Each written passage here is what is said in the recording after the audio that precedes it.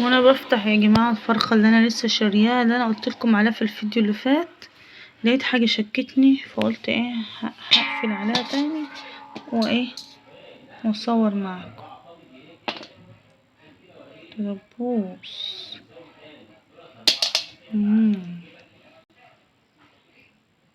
اكلش. دبوس راح فين؟ يا نهار استغفر. طب دخل ازاي ده دخل ازاي الحصلة؟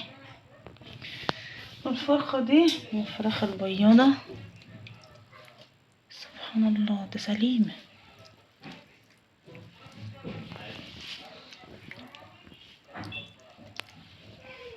ده بيضة سليم.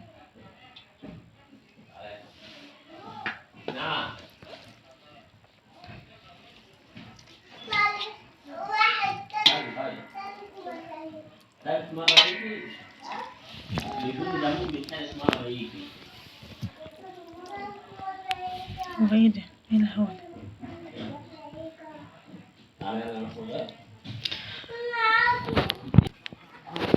يا جماعة اكياس مية، بس هي للأسف انفتحت مني.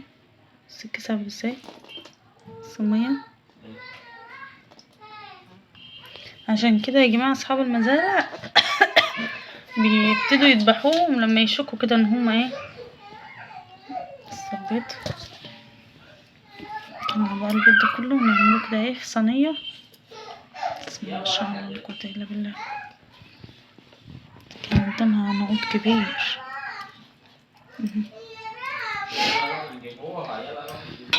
بس معلوم في بيضة جوه ولا ايه دي؟